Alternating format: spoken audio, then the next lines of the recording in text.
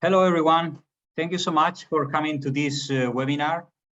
My name is Daniel Burgos. I work at Universidad Internacional de La Rioja in Spain. It's an open university, online university, 100%, with premises in Spain and 9 countries in Latin America and the States.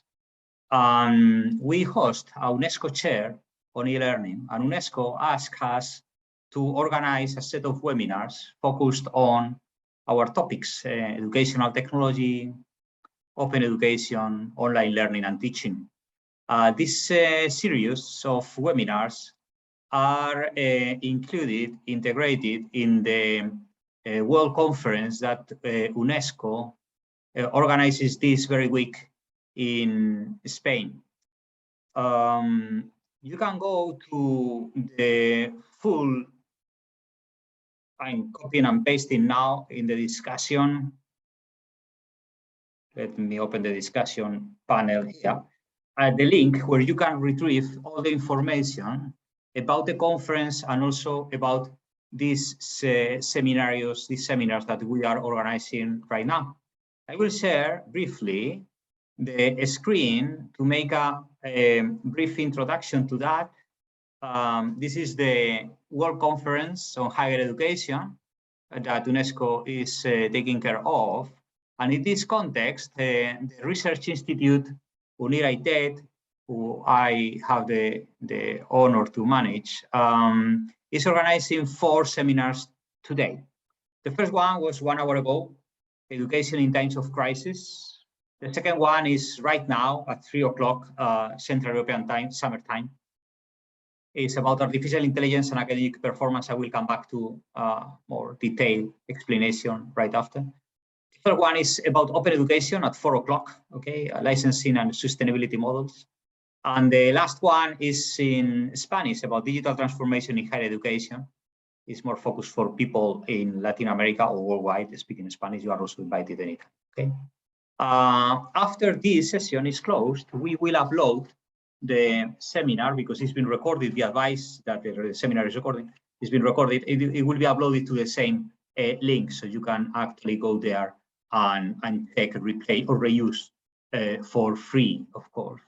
The seminar, specifically the one that we are running right now, is focused on artificial intelligence and academic performance. And we have the luxury of having put together a bunch of experts from different corners of knowledge, okay? So all of them are professor, doctors, so I will stick to the names. Alberto Corbí, he works also at the Universidad Internacional de La Rioja, and he's the the IBM chair on data science and education.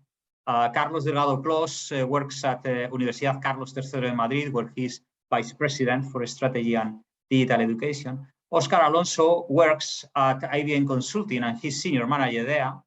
Paul Hollins is a professor at the University of Bolton in the United Kingdom, and very much focused on Cultural Research Development School of Arts. So a number of things, okay?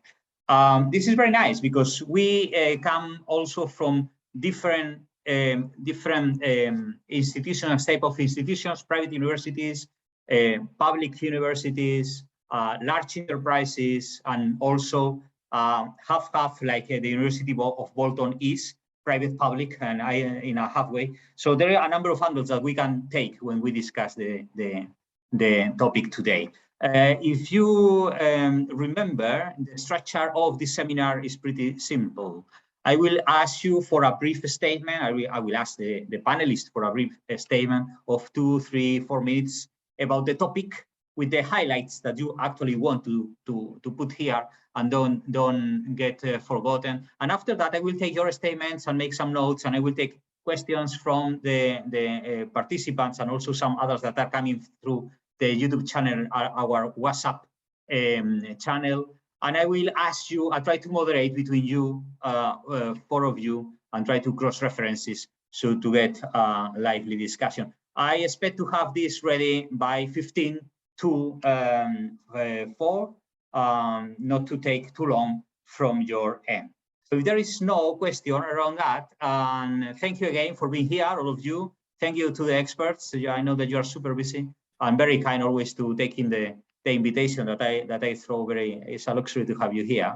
And I will start with Professor Corby, with Alberto. What are your initial reflections about academic performance and how artificial intelligence can help or maybe cannot help about this performance? What do you think? Just to... Oh, okay. Thank you, Daniel. Thank you all. Artificial intelligence and AI. The micro. I cannot hear you. Please, I can't. Can you hear me? Myself. Please go ahead again. Can you hear me? Yes, it's okay. Yes, so I'm sorry. Okay. Sorry. Thank you for having me here, Daniel. So how can AI help academic performance? So in many ways, but one way in which I'm especially thrilled or interested in is, you know, there are some very nice computer simulated environments that you interplay with physics and chemistry and math related stuff. I don't know you've heard, for instance, about Manim, which is a very, very beautiful Python framework that lets you build interactive and beautiful and playful computer simulations related to math, physics, and chemistry. But you know, as a teacher, you have to program them. You have to program the simulation yourself. So you have to be a teacher and a programmer at the same time. So this does not happen all the time. Maybe for us, we are university teachers or college teachers. Maybe it's easy for us, but for high school teacher, it's more difficult. So I think AI can help us in this sense, in reducing the number of program lines and code that we have to write in order to get these beautiful simulations. And I don't know if I can share my very quickly my screen in order to thank you, in order to make it more clear. So this is, I'm sharing my screen, right? Okay. So do you see this this website? It's called Manning. Yes. This is the Python code. This is Manning. This is the website of Manning. This is the Python framework I was talking about. It's a very easy framework, and you can make very beautiful stuff with this. But you know, you have to be a programmer. So let's try another example so that you can understand what I mean. So here with these examples, students can play with math and see interaction and see the flow of math and physics and chemistry in an immersive simulation. But it's a teacher's task to write this code. So not everybody can really cope with that. So I think AI can be very useful here, because the lines of code could be reduced, and maybe AI can, I don't know, understand the teacher's will. I want to place 2 circles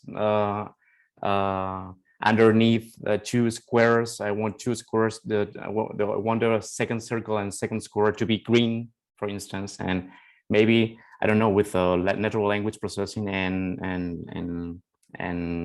sound and language understanding, we could let teachers write code and play with simulation and show students examples that are more insightful and beautiful and related to math, for instance, like transformations, or maybe related to flow of fluids. But you know, writing this code, it's not so complicated. It's just a few lines, but you have to know how to program these 6 lines, and it's not, you have to read the documentation, you have to understand it, you have to know Python, you have to know the underpinnings of the specific computer language, in this case Python. But I think artificial intelligence could ease very much how this immersive demonstrations are programmed. So yeah, that's my statement. So artificial intelligence can help, yeah, of course, but my special, or my more interesting way is in helping writing down and setting up this computer simulations that at the same time, that in turn help the students to get more insight and about subjects related to math and chemistry and physics. Hey, thank you so much, Alberto. I'm writing down things, so I will not ask you anything right now. I will come back later. So I will give the floor to Professor Carlos Delgado Clos. Carlos, yours. Thank you very much. Can you see my slides? Yes, okay. Good. Thank you very much, Daniel, for the invitation, and it's a pleasure to be here in this panel about artificial intelligence and academic performance. I have a very brief, well, it's not so brief, but I have some slides here to show. I will show some of them. I thought that most of my fellow panelists will talk about the possibilities, the immense opportunities artificial intelligence opens up in education. I will focus on another aspect, just to be controversial, just to be the devil's advocates. No, we have to take decisions all the time in society for recruitment companies, for giving credit in trials, etc. Who will be an offender again, and also in academia, we're giving marks all the time and evaluating people. No, and the importance of data and artificial intelligence is clear there. Without data, you're just a person with another opinion, or like Nelly Cruz some time ago, knowledge is the engine of the equipment, data is its fuel, or my dear Tim Berners-Lee, data is a precious thing which can last long as the system themselves. So I will not talk about the possibilities and the opportunities and the promises data, AI, and learning analytics will open up, but I will talk about the risks and threats that can come up if not handled well. So my first slide is about the great potential and some examples also by university. I will skip it and go to the negative part, because I think it's equally important to be aware of it as well. So I will go to the dangers. And I will mention three dangers: correlation versus causality, bias, and privacy, that we have to take serious. Correlation. This is a nice picture. 100% of the people who breathe die. This is correlation. And 100% of the people who don't breathe die. This is causation. If you don't breathe, you die. And there are very many images and nice comparisons. No, if you compare Nobel Prize winners in a country with IKEA stores, the more IKEA stores, the more Nobel Prize winners you have, or the other way around. Or even with chocolate consumption, it correlates, but it's not necessarily. Maybe if you have more chocolate, you're a bit more intelligent, but not necessarily. There's not a clear causation, no? Or also more weird ones. No, the potential opium production in Afghanistan correlates with the profile of Mount Everest. So with AI in general, we can find correlation, but not causation. So we have to be aware of it, and there are many more examples. And in order not to overemphasize the results that we can obtain through correlation. Second, bias. Minorities are more susceptible to bias because there's fewer training data. Let me put this example. No? Amazon, I think they have 1.1 million employees. They doubled the number of employees, I think, last year. Two of my sons, one have been an Amazon employee, the other one is president employee. So the number of people being recruited by Amazon is huge at every moment. And so they decided, this was a few years ago, to automatize this issue, this process. No?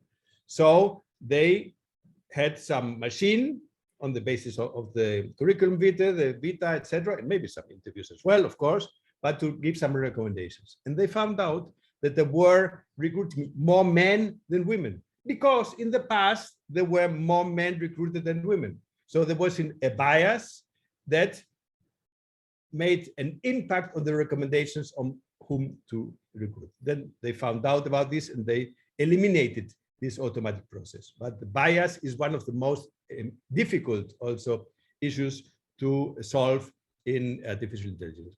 Also, there are more examples in trials, the people who become offenders again. There's a program called Compass who recommended or said that people with black skin could be offenders more than the people of white skin, when the opposite was in reality true. So there are many issues, and also in academia, and I can recommend, you know it, no? This book by Cathy O'Neill, Weapons of Mass Destruction, How Big Data Increases Inequality and Threatens Ignorance. So I will not say more about this second topic. I will go to the third topic in order not to have more than 5 minutes, is privacy. No, you remember this famous example of Target, where Target knew that one of the shoppers was pregnant before the father knew, and they were sending offers for pregnant women to the home. In education as well, well, there are examples, for instance, here in Hangzhou, number 11 high school, no? The people are monitored and see whether they're smiling, whether they're bored, whether they're sleepy, etc. And the students express a lot of stress because they had to smiling and all the time in order not to be found well, or punished for their attitude. No? And there are many programs who do monitoring, which can have also great impact in privacy, which should be taken care of. The famous example, no, of influencing the opinion by Cambridge Analytica and Amazon, I think we are all aware. So the importance of privacy is the third challenge I want to mention. No? So there are big opportunities, and I'm sure that my fellow panelists will talk about them. I have also some examples if needed, but the important thing is that we should be aware of these challenges. And let me just make a comparison. No? It's like atoms and bits. The nuclear power is tremendous, which can be used for the good if properly confined, or for the bad. Therefore, we have to learn how to confine appropriately the tremendous value and power of artificial intelligence, of data, in order to do good things without and preclude the bad ones. This is my 5 minutes. Thank you very much. Thank you so much for your insightful presentation. As always, you have brilliant slides, so very well selected to support your narrative. I will come back later to some of the things that you commented. Oscar Alonso, thank you so much for coming. Thank you. You have 2-3 minutes to do your statement, initial one, at least. Let me appreciate the opportunity to talk with you and all this tremendous opportunity for me. I am also a professor, but in a more, let's say, complementary way at my daily work at IBM Consulting. I am also a professor at different online universities, at business schools, always talking about, let's say, artificial intelligence strategy, data governance.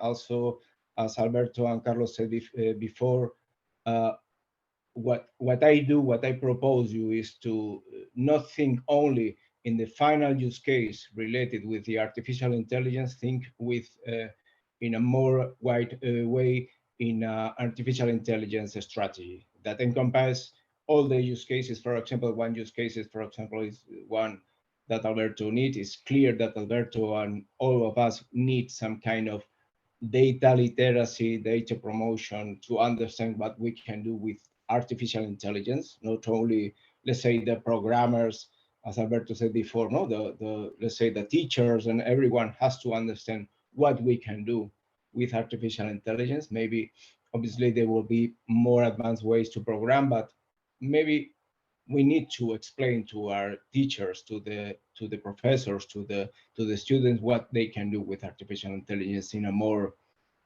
let's say, open way.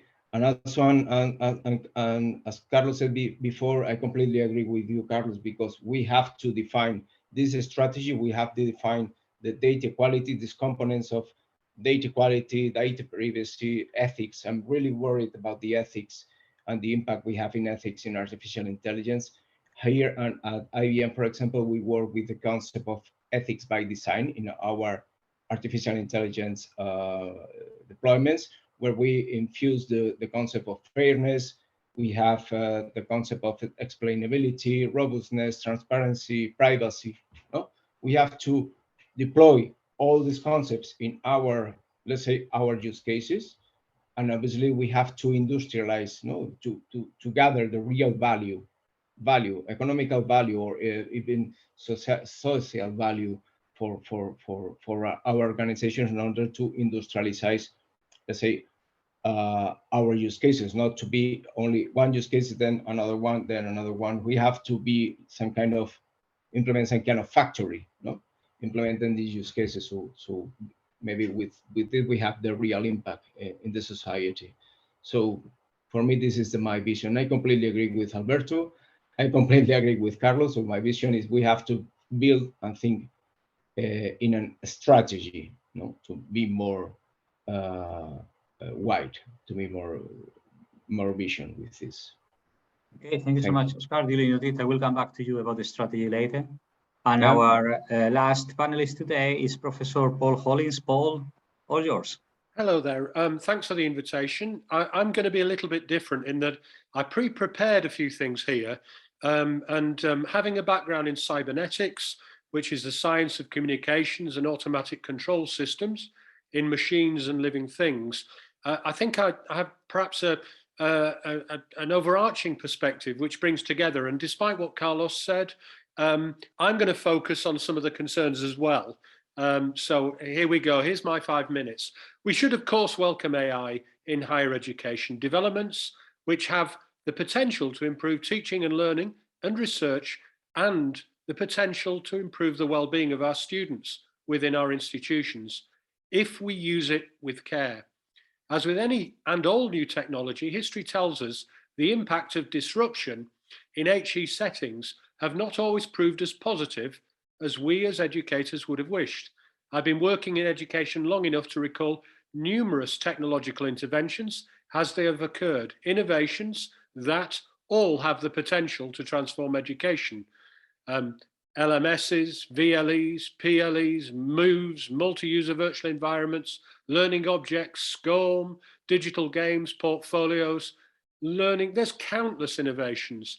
And in administration, in our business systems, in universities, our customer relationship management, in our student life cycle, and across all aspects of the university function. But how many of these have matched our expectations? Or perhaps the more pertinent question, how many have improved student learning or their experience? I'd argue that most certainly there have been improvements in administration and management, and I'm not really going to cover those today, aligned to our institutional objectives. But these are not necessarily the same thing as improving our students' experience. I'd also accept the notion that this may say more about our institutions than it does about technology. But the world has changed, and change confuses us. 2020 and COVID changed the sector. How permanently, we still don't know, though through necessity, our adoption of technology, at least the scale of adoption, the biggest disruption to HE that's occurred in the last few decades. Suddenly, forced into emergency teaching, universities, schools, institutions, and faculties pivoted. Well, I don't like that word. Let's say transition to online teaching. Institutions faced with real challenges, and technology really helped. The years of the technology rhetoric were replaced with the challenge of finding pragmatic solutions. And guess what? It worked. At what human cost? I don't think we've yet to find out. But on the whole, we coped, we adapted, we developed. AI and our intelligent systems helped with personalization, content creation, identifying students at risk. Again, a contentious statement, which I haven't really time to unpack here. There's never been a greater opportunity for AI to be embedded as part of our modus operandi, should we decide to take it, and not revert to pre-pandemic, and I'll call it obstinacy. AI can and does provide us with data, both big and small, to make informed choices to support our students, teaching and learning, personalized content, help us recognize where additional support can be provided, intelligent answers to frequently asked questions, highlight potential challenges down the road, take the heavy load of administration from our teachers. The affordances are aplenty. as are the risks. I know Carlos talked about some of them. Pedagogically, it's argued, with a good deal of emerging evidence now, that AI and intelligent tutoring systems can be more effective in some situations than some of the archaic teaching practices embedded in our institutions, dare I say lectures. However, we do need to ensure we understand who is coding the algorithms and why they are coding them, who holds the data, how they are taking care of it, with the aim of ensuring our intelligent systems are ethical, fair, equitable, non-discriminatory. We need to understand that technology and AI is not neutral in any sense. It has embedded values, assumptions, and privileges. This is critical. Just this week, founder of Zoom, Eric Yuan, announced plans for Zoom to introduce an emotion AI. I'd argue this is punitive, manipulative, discriminatory, rooted in pseudoscience, and also presents a huge data integrity risk. This is a perfect example of one of those risks. And there begins another chapter I haven't really got time to unpack here. As previously stated, we are confused. AI in HE is currently a highly contested space, and a familiar adoption trajectory is occurring to that of when the web emerged. One hopes that it doesn't take the HE sector as long as it did with the web to reconcile itself. Learning is a human process, and history reminds us technology interventions require a human approach, parallel investment in development, staff development, and we must gain a greater understanding of the potential affordances and of the risks of AI and intelligent systems. Caring should be the center of our relationship with our students, as scientists, as scholars, as teachers, administrators, and general supporters. We should embrace AI and all that it offers, but need to ensure these systems embed positive values. I highlighted some earlier, and not compound the inherent problems of inequity that exist within teaching and learning in HE. And just a final thought, it's such a shame here that we're all 5 white-coloured men talking on a panel. It would be great to have a little more diversity here. So I'm putting my hand up and recognise that I'm always uncomfortable on all male panels nowadays. Thank you, Daniel. My pleasure. I will do my best to become green for the next panel. Thank you. So there is more diversity. Like the Kermit said once, it's difficult being green, okay? Thank you all for your contributions. I'm taking some of the questions that people are sending over about your interventions. And I think that there is one that really strikes me a lot, is artificial intelligence just for nerds? So if I'm a regular teacher, can I use artificial intelligence to improve academic performance? Or you just have to be really a really good computer scientist to make it happen? What do you think? This is an open debate. Speak freely. If you speak at the same time, I will try to moderate. Otherwise, you are free to speak up anytime. That was exactly my point with my example regarding related to money, that you have to be an expert at the same time. And it's a pity. It's a pity because money, for instance, among many other frameworks, computer simulation frameworks, can only be used if you're an expert. I can use it myself because I know some programming and I teach in a university and I have some level, some literacy regarding programming. But what about teachers? It's really a pity that a high school teacher or a teacher in primary school cannot make these beautiful drawings and animations in order to introduce and give more insight to their students in the class. So it's only for nerds. Sorry, for the time being, for now. I'm going to argue yes, Daniel, it can, and take a slightly different position in that certainly there are a lot of vendors now, and why I raised the question about ethics and who programs this. It's critical, and ideally we'd all be wonderful coders, but we're not. So teachers are going to use intelligent systems. I think it's a little bit like driving a car, that you don't necessarily need to know how the engine works to drive it. It helps.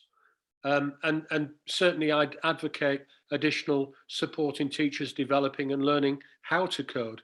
But there's nothing to stop teachers using artificial intelligence within tutoring systems, or indeed the data that is provided through institutional systems in terms of student engagement and achievement, however questionable that might be, and that's a longer discussion.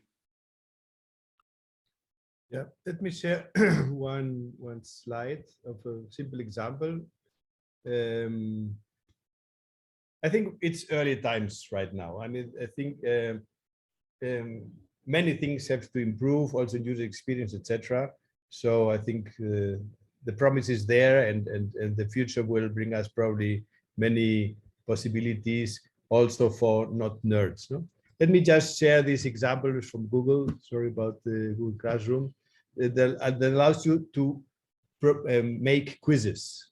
You pose a question, and then, for example, what's the capital of Denmark? And then it automatically makes some recommendations of correct and incorrect answers to this. Because Google knows everything, they know what is the capital of which is the capital of Denmark, but it also suggests other wrong but very plausible answers. Of course, in this way, the teacher who does not know anything about programming can prepare very fast quizzes, no? Taking into account all the knowledge that Google has, and all the artificial intelligence algorithms they can have in order to propose good solutions. So we will see more and more of these examples. Right now, as Paul said, being a nerd or being a programmer can help in some situations, but I think this will change in the future. Thank you for the example. In fact, it brings me to mind, if I can also step into this question. When I started programming a few decades ago, everything had to be programmed, but there was nothing there. So you have to program your things, okay, your things. The issue is that we started designing the websites, for instance, with internet, and you have to go into the notepad and type in everything. And now you can get a template from WordPress, drag and drop, and in 10 minutes, you have a beautiful website. Of course, all of them look the same, but at least you have something beautiful and you don't have to get into any type of code at all. Drag and drop, and that's it. So I think it happened the same with the multimedia and a number of things, okay? And with the game design, and Paul is also an expert, and very simple, okay? Now you drag and drop and you can have a very handy, very decent, good looking game, and without knowing anything about programming at all. I think with artificial intelligence, it will happen the same, okay? Like the example that Carlos just put there. It's you just drag and drop and put things. Maybe it's too early stages. I don't know. Oscar, you are coming from IBM. What do you say about programming? Please, we listen to you. I'm not a programmer. I was a programmer. So my professional career moved from, let's say, from the pure programming with green letters and black screens like Matrix, you know, to, let's say, to a strategy. What I'm seeing right now in the mostly in the private sector and public sector, in different companies, different types of companies, typically we have to implement change management literacy programs in order to explain to the final users, let's say the final user is the teacher, no, the professor, how he or she can use artificial intelligence, how or she can use analytics. Let's say from the market point of view, from the tools point of view, in the previous years we had, let's say, analytics. It was very, very difficult to build some kind of dashboard of a scorecard. I'm not talking about artificial intelligence right now, no, simply a nice dashboard, a nice scorecard. Right now, anyone in the companies can implement that. What is happening with artificial intelligence is the same thing. We have our experts, we have the data scientists, they are building these advanced models, and then the final users are using, no, the teachers or the final user are using that model. So my vision is, I completely agree with you. In the next year, we will see some kind of mainstream, let's say, fancy final users, artificial intelligence for everyone. And the point is, where that data comes from? Do we know where that data comes from? Who is the owner? Where is the privacy? What is the ethics? So maybe the more difficult things here are not the technical things, are the, let's say, the organizational and ethical and privacy issues. We are. Let's go there. Thank you, Oscar. Sure. I think since you are from IBM, I think IBM has a wonderful example, no, which is Watson and Jill Watson. No, Georgia Tech University has now for many years an online master's program where they have several TAs, and one of the TAs was a machine, was Watson, she was called Jill Watson, but it was not a real person.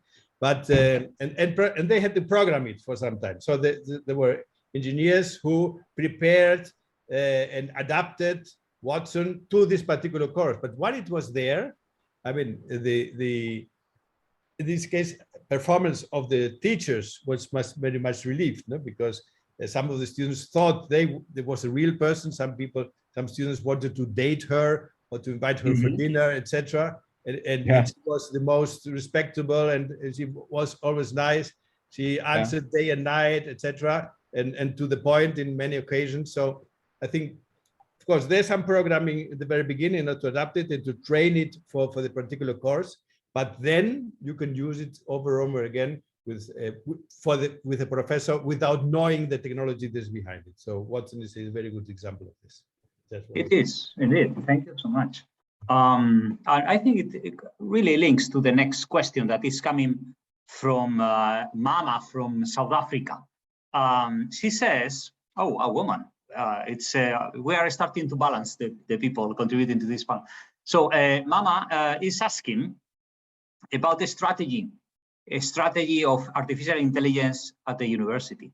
So the point is that if there is any sort of organized, structured policy to integrate artificial intelligence into the university, or is this just one single man army that goes and freelance somehow by their own? So is there any institutional strategy on AI at the university, or is just the effort of some people, lost people by their own? What do you think? Daniel, could I take that? I mean, I think from my perspective, that's why I was talking about a contested space.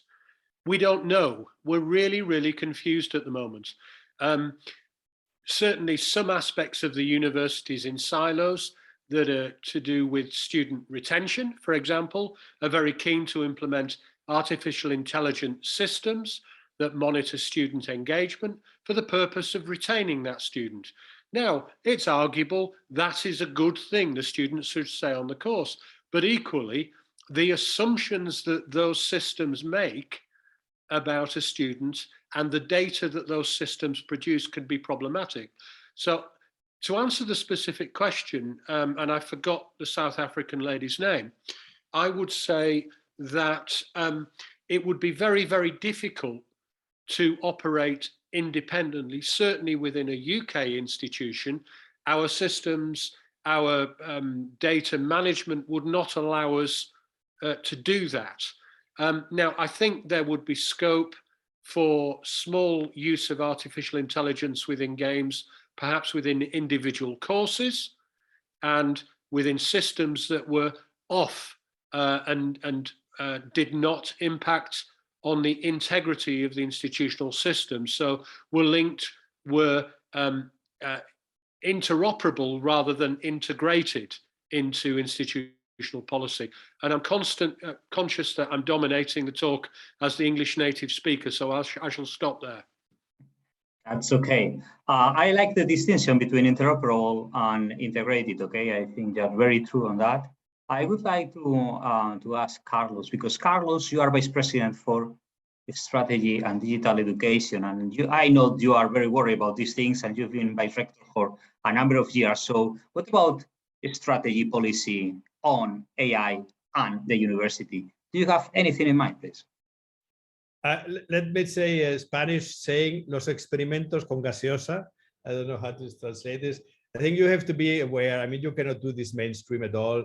You have to know the technology, know what is going on, be prepared for when systems are more ready, but we cannot do this at all mainstream. So it's as I said, it's still too early to really apply this on a broad scale. No, we've been doing some experiments here and there, but always short and very confined, and not on the global basis. I think this is still too early. Thank you so much, Carlos. I will take another question from Natalia from Ecuador that comes and says something like, I have to translate here. What about privacy? I think that is one of the major obstacles of artificial intelligence. I don't want to give my data and my life for free. Well, I think this is a major concern for everyone, okay? So I don't know if the point is about for free or if there is a cost, maybe that's acceptable, but I understand that the meaning is just for nothing, okay? Not for free about that.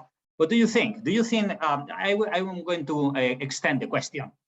Privacy is a concern. What other concerns are around artificial intelligence in higher education, in academic performance? Privacy is one of them. I think that we all agree. Which one? What else? I also already mentioned bias and what is the other one? And what was the other one? And correlation, no? But I let correlation causation, right? Yeah. I mean, but I let the others respond to this. So my answer was already there. Okay, thank you. What else? What do you think, Oscar, Paul, Alberto? I think that Natalia has pointed nearly also to another main issue, at least in every type of companies I'm working in, defining this strategy, etc., is the value of the data. No, who is the owner of the data?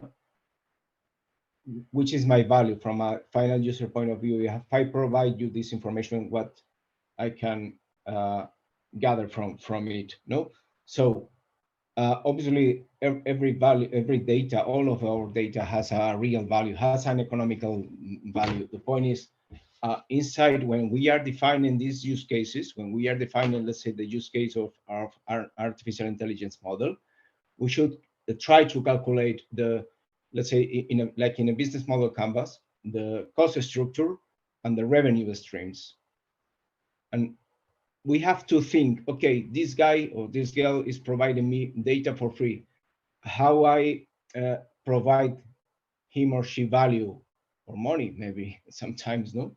This, I think, this is quite interesting, and also this is part of the, let's say, the European Union data strategy, where they are defining, let's say, the Data Governance Act, the Artificial Intelligence Act. All these things will come more clear with these rules. Thank you so much, Oscar. Maybe you want to step in? I'll defer to Oscar. Yeah. Good. Oh, so okay. I mean, I'll come in, Daniel, if Oscar hasn't anything to say. I mean, I think we've touched on most of the concerns: privacy, data security. Certainly within an institutional system in Western Europe, given the Data Protection Act, then your intimate data, and I'll use that word, should remain within the institution. And of course, who owns that data?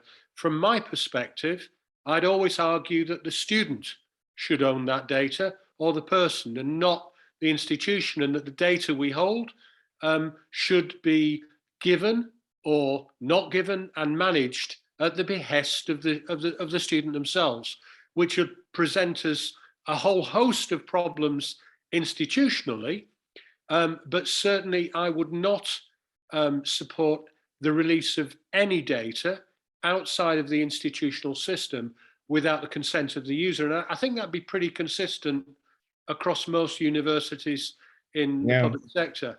I don't think we would do that. I don't think GDPR would allow us to do that. However, I think learning data that actually has a value outside the financial value, a value to the learner in terms of their personal development, their portfolios, should come under the custodianship of the learner themselves. So we need to think very, very carefully, and that word will prop up again, about the interoperability of our data and how we address that. It's one of those technical problems. I'll stop there, Daniel. If I may add something, Daniel. Sure. Let me mention that I participated in a project now several years ago with the University of Edinburgh, who was leading the Sheila project. And there we developed a framework for introducing, in this case, learning analytics at the university. You know, and we made many interviews with all kinds of stakeholders, you know, to see how such a technology could be integrated into a university. And also we developed the MOOC, the Sheila MOOC. I mean, Dragan Gasevic was the coordinator, and several other universities, in Open University of the Netherlands and Tallinn University participated, and some other inventors and stakeholders. So we analyzed all this problem, which might differ from one university to another university, depending on the national regulations, although in Europe we have GDPR, which of course it means some commonality, you know. But well, this is a complex problem. It has to be analyzed, has to be studied in each particular context. But well, some work has been done already there, although this project is quite old now. It's finished several years ago. Thank you, Carlos. Very at hand as always. I have pasted the link to the Sheila MOOC. I don't know if it's still up and running. It's not offered anymore. Oh, sorry. But anyway, the link is there. Oh, thank you for that. I'm taking, we are about to wrap up the seminar today, but I'm taking one, I think this declaration is striking me. It's from Anna from Azerbaijan, and she says, "You are talking science fiction. I will be happy with a more reliable internet connection." I think this is a very good thought. We are talking about some things for some countries, for some specific subgroup of people that hopefully will be broader, and the sample will be broader soon enough, but right now maybe it's not for everyone, okay? So we need to balance things there. Any last minute comment from any of you? Yeah, Daniel, I'd agree with the last comment, and that's why I mean, too often we worry about those things. And the question I get asked in terms of systems as well, can't you just make stuff work for me? That's the big thing. So I think it's a huge problem. And it's part of why I talked about the time that institutions take, because they are unwieldy things to adapt and to change. And as I gave the example of the web, we are in a state of confusion about AI. Even this conversation here, we've talked about several different things in different ways, and our understandings, our perceptions are all quite different. And somehow the institution, the HI institution, which is the focus of this session, has to make sense of all these conflicting perspectives. Thank you so much, Paul. Anyone else? Yeah, just to provide you some additional links and information. I share with you 2 links from IBM. Both are for free, the IBM Academic Initiative and also the IBM Skills Build. Feel free to use that information. You have lots of information and trainings and free courses, and you can use with in IBM Academic Initiative let's say the IBM parts of the IBM Watson platform for free. And not only for artificial intelligence, so you have resources here for cloud, data science, Red Hat, etc., security, privacy. So feel free to use these links. Thank you so much, Oscar. Very helpful from your side. So thank you everyone for joining today. Thank you, of course, to the people coming from the YouTube channel, and especially to our panelists, Professor Paul Hollins from University of Bolton, Oscar Alonso from IBM Consulting, Carlos Delgado from Universidad Carlos III de Madrid, and Alberto Corbí from Universidad Internacional La Rioja. I think it's been very interesting, all the conversation all along. We will edit a little after we wrap up the session, and we will upload this recording to the same website that I put there in the beginning. So I really hope to meet you face to face soon enough, just to share some coffee, tea, or something like that. Thank you so much, and have a nice day, all of you. Bye. Thank you. Bye-bye. All the best. Thank you, Bye-bye. Daniel, for hosting as well. Take care. Take care.